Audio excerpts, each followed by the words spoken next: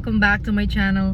Today we will discuss the definition and elements of slander and slander by deed. And we will find out if the poking of a dirty finger would constitute slander by deed. Kaning kasuha is entitled Villanueva versus People. And here are the parties of the case. So the parties here are Yolanda. Yolanda used to be the vice mayor of Concepcion, Tarlac, and Noel, a member of the municipal council at the same municipality. So, unsa may nahitabo dere? Pag September 12, 1994, mga alas 10 sa kabuntagon, two utility men niadto sa opisina ni Yolanda, since vice mayor man siya, no? Nagdala sila og application for monetized leave ni Noel, nga member sa Sangguniang Bayan sa Concepcion. Karon kaning application for monetized leave, wa kayo ni dayon na tagad ni Yolanda kay busy pa man kayo siya nga nakig-istorya ngadto sa iyang sekretarya. Si Noel, nara siya gawas sa opisina ni Yolanda. Niya allegedly niingon siya nga, ano ngayon, kung wala siya sa mood, kung galit siya. Unya kaning pagkasultihan ni Noel, wa ra gyud ni tagdang Yolanda. Apan taud-taod, gibuhat ni Noel ning sud siya sa opisina ni Yolanda. Unya giingnan niyang sekretarya ni Yolanda, malo, kung nalagay na smooth imong amo ha, papermahin ni. Unya, kato siya nga istorya ni Noel was actually interpreted by Malu as being uttered in a very sarcastic manner. So, upon hearing this, gikuha ni Yolanda ang monetized leave form unya iyang gibutang dito sa iyang in and out files. And while doing this, natagak man na accidentally ang papel. So, iyang gipunit, pagpadungan niyang punit, ang gibuhat ro ni Noel, kuha siya gilupad, allegedly ha, nya iyang gihapsan si Yolanda.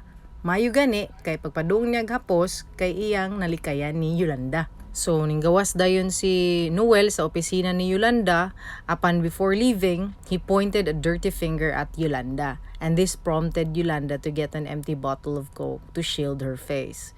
Unya, ang ebidensya nagpakita nga si Noel allegedly mouthed the following disparaging remarks. Morning gingon na siya. You are pretending to be clean and honest, yet you are not clean and honest. You are corrupt. You are like a red apple. You are worm infested inside and extremely dirty. So remember nga this happened in the office of the vice mayor. So basically daghan kayong tao. So nauwaw in town si Yolanda. So yung gikiha grave oral defamation og serious slander by deed si Noel in this case. Now, before nato tan-awon kung guilty ba si Noel in this case, let's try to find out kung unsa day ng slander. Slander is actually a libel committed by oral or spoken means instead of in writing. The term oral defamation or slander in the Supreme Court, as now understood, has been defined as the speaking of base and defamatory words which tend to prejudice another in his reputation, office, trade, business, or means of livelihood. Now, kanus aman grave ang slander ni ng Supreme Court. There is grave slander when it is of a serious and insulting nature. Unya niingon ng Supreme Court, the gravity of the oral defamation depends not only upon the expression used, but also on the personal relations of the accused and the offended party, and the circumstances surrounding the case. Further, niingon ng Supreme Court, indeed, it is a doctrine of ancient respectability that defamatory words will fall under one or the other, depending not only upon their sense, their grammatical significance, and accepted ordinary meaning, judging them separately, but also upon the special circumstances of the case, antecedents, or relationship between the offended party and the offender, which might tend to prove the intention of the offender at the time. So, niingon ang Supreme Court in determining the gravity of slander, dili lang nimo tan-awon ang pagkaistorya or ang grammatical significance or ang ordinaryo nga meaning sa iyahang giistorya. Tan-awon sad nato ang mga special nga circumstance like ang relasyon sa offended party or ang mga antecedent nga mga panghitabo nga atuang maprobar ang intensyon sa offender sa iyang pagstorya aning mga butanga. However, niingon ng Supreme Court, likewise, we have ruled in the past that uttering defamatory words in the heat of anger with some provocation on the part of the offended party constitutes only a light felony. In the case at bar, as a public official, Noel in this case, who was holding the position of counselor at that time, is hidebound to be an exemplar to society against the use of intemperate language, particularly because the offended party was a vice mayor. However, ningon ng Supreme Court, we cannot keep a blind eye to the fact that such scathing words were uttered by him in the heat of anger, triggered by the fact, as found by the Court of Appeals, that complainant refused, without valid justification, to approve the monetization of accrued leave benefits of the petitioner. In a manner of speaking, ningon ng Supreme Court, she sawed the wind that reaped the storm. Maong niingon ng Supreme Court, guided by the foregoing precedents, we find Noel guilty only of slight oral defamation because of the attendant circumstances in the case at bar. Lest we be misconstrued, the court does not condone the vilification or the use of scurrilous language on the part of Noel, but following the rule that all possible circumstances favorable to the accused must be taken in his favor, it is our considered view that the slander committed by Noel can be characterized as slight slander, following the doctrine that uttering defamatory words in the heat of anger with some provocation on the part of the offended party constitutes only a light felony.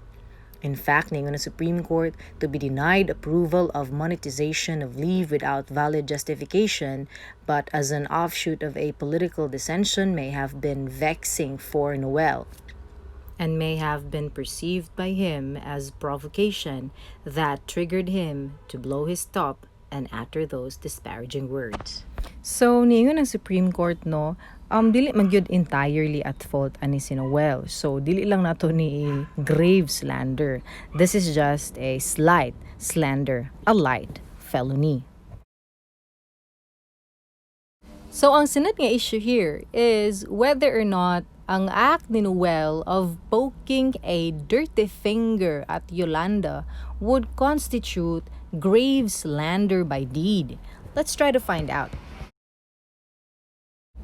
So, niingon ng Supreme Court, no, when you say slander by deed, it is actually a libel committed by actions rather than words. And the most common examples are slapping someone or spitting on his or her face in front of the public market or in full view of a crowd, thus casting dishonor, discredit, and contempt upon the person of another. So, imo siyang gipakauwawan by way of actions. So, imo sagpaon, imong luwaan.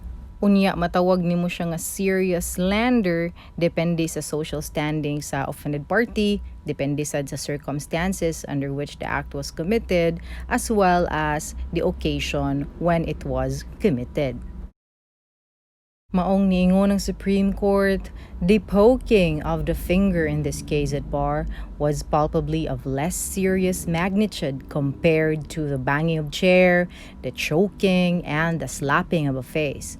Thus, niingon ng Supreme Court, we find that the poking of a dirty finger in the case at bar, while it smacks of slander by deed, is of a lesser magnitude than the acts committed in the foregoing cases. Moreover, the Supreme Court said that pointing a dirty finger ordinarily connotes the phrase "fuck you," which is similar to the expression puta or putang ina mo in local parlance. Such expression was not held to be libelous in one case entitled Reyes versus People, where the court said that this is a common enough expression in the dialect that is often employed, not really to slander, but rather to express anger or displeasure. Nya ningon ng Supreme Court, in the case at bar, Yolanda's demeanor of refusing to sign the leave monetization of Noel, an otherwise valid claim because of a political discord, smacks of a conduct unbecoming of a lady and a vice mayor at that. And in this case, no, we are reminded by the Supreme Court that to be worthy of respect, one must act respectively, remembering always that courtesy begets courtesy. So, mao to guys, ang Villanueva versus People. Daghan kaayong salamat sa pagtanaw. Pero before ko mo say goodbye, allow me to say a big shout out sa akong mga higala. Hi to Kenny, she's actually my student in Gulias Law School. Hi sad sa akong kumare nga si Dr. Chati Lasala o sa akong pinalangga ang kinugos nga si Baby Vinny. I miss you, baby girl. I'll see you soon. Hi Mama Anisita Alyaning. Thank you kaayo Mama for always watching my videos ha. I hope nalingaw ra gyud ka. Salamat gyud kaayo for always supporting my videos. Hi also to Ate Jennifer Estorjillo. Hi Ate and welcome to my channel. Hi to my cousin Virginia. Thank you Inday Virgie for always sharing my videos. You are the best. Hi to my nephews Kyle and Clark. Thank you for flooding my comment section with all your emojis. And thank you also to my student. And hi, a big shout out to Julius. Thank you, Julius, for all your help and for all the ideas you've given me about vlogging. Hi also to Faith. Thank you, Faith, for always watching my videos. Hi to Mom Sheila Garbo and to her son, Robert. I hope you guys are well. I miss you and I'll see you soon. Hi to Sherilyn Marie. Thank you, Sherilyn, for always sharing my video. Hi also to ADZ. ADZ is actually our area director at Toastmasters International, and she's given me a lot of ideas about how to operate my YouTube channel. So I'm very, very grateful to her. Thank you, ADZ. You are awesome. And hi also to Ness. Hi, Ness. I miss you. And hi to Camille. And good luck to the opening of classes, Camille. So thank you very much guys. If you have not yet subscribed to my channel, please hit subscribe below and hit that notification button so that you will be notified of my future videos. Thank you very much. Amping!